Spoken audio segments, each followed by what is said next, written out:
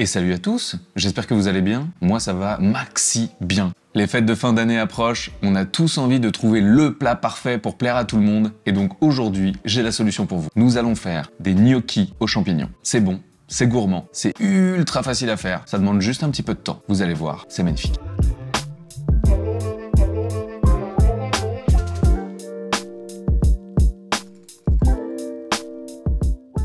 Les gnocchis, petite spécialité italienne, vous commencez à me connaître, j'adore ça. C'est vraiment la base, il n'y a pas besoin de beaucoup d'ingrédients. C'est de la farine, des jaunes d'œufs, des pommes de terre, un peu d'assaisonnement, et c'est tout, c'est magnifique, on adore.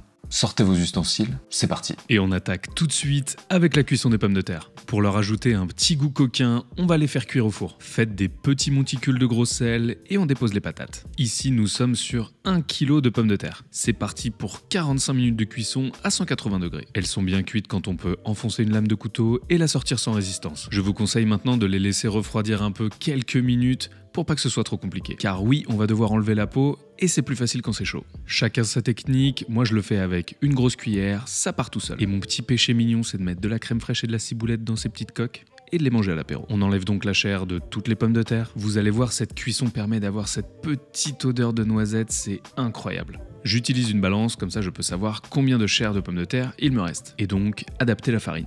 Maintenant qu'on a récupéré tous ces petits cœurs de pommes de terre, on va pouvoir les passer avec notre magnifique presse-légumes. J'en parlais dans ma vidéo sur les ustensiles, c'est vraiment très pratique. Mais évidemment, ça fonctionne avec tout type de moulin à légumes. L'idée, c'est juste de récupérer une chair bien fine. Pour la liaison, la couleur et le goût, on va ajouter 2 jaunes d'œufs. Je vous conseille de prendre des bons œufs, ça va vraiment tout changer. Et surtout, on ne jette pas les blancs. On peut s'en servir pour une mousse au chocolat, des financiers, une omelette. Mais retournons à nos gnocchis. Je vais ajouter une petite lampée d'une très bonne huile d'olive. Et oui, on veut qu'ils aient du goût, ces petits gnocchis là. Et on va donc ajouter aussi une bonne dose de sel. Vous pouvez aussi mettre de la muscade. Et on finit par la farine. On en met un peu partout sur nos pommes de terre. Et à l'aide d'un coupe-pâte ou d'une fourchette, on va commencer à amalgamer tout ça. Il faut réussir à lier la farine, les œufs, les pommes de terre, l'huile d'olive et qu'il y ait du sel un peu partout. Moi, je fais ça directement sur mon plan de travail parce que je suis un petit dingo. Mais vous pouvez totalement le faire dans un récipient. À partir de ce moment-là, on peut commencer à travailler avec les mains. Et là, attention, n'ayez pas peur, la pâte risque d'être un peu collante, mais il ne faut surtout pas céder à la tentation de rajouter de la farine. Sinon, ça risque d'altérer la texture des gnocchis. Au bout de quelques minutes, tous les ingrédients vont être bien incorporés, la pâte de moins en moins collante, même si vous allez le voir, ce n'est pas non plus une pâte à pain. Donc on ne va pas avoir ce côté élastique. C'est un peu d'entraînement, mais vous allez voir, c'est super simple. Il suffit de travailler la pâte délicatement. On coupe la pâte en 2 ou 4 parties et on va la rouler toujours délicatement avec ses mains.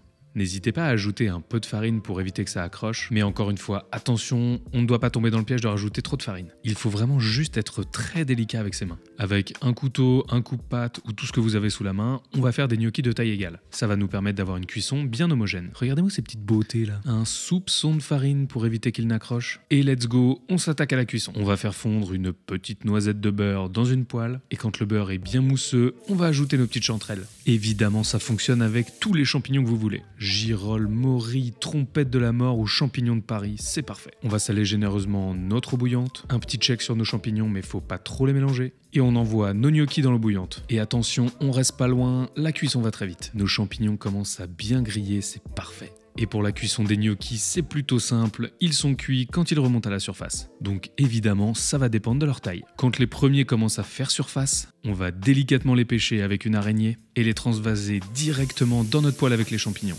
Si jamais vous voulez manger les gnocchis plus tard, mettez-les plutôt dans un bain d'eau glacée pour stopper la cuisson. Mais là, un petit coup de poignet pour éviter que ça accroche, un déluge de parmesan. Ouais, faites-vous plaisir, on veut du goût. Une belle louche d'eau de cuisson. Je pense que c'est le moment de remettre un petit peu de parmesan. Et une généreuse dose de poivre fraîchement moulu. On mélange délicatement tout ça pour créer une jolie sauce avec le parmesan et l'eau de cuisson. Les champignons vont venir aromatiser tout ça, c'est incroyable. Quand la sauce a bien épaissi, on va pouvoir servir tout ça bien chaud dans l'assiette. On se sert de magnifiques louches dans une assiette plutôt creuse. Ça va nous permettre de ne pas lésiner sur la sauce.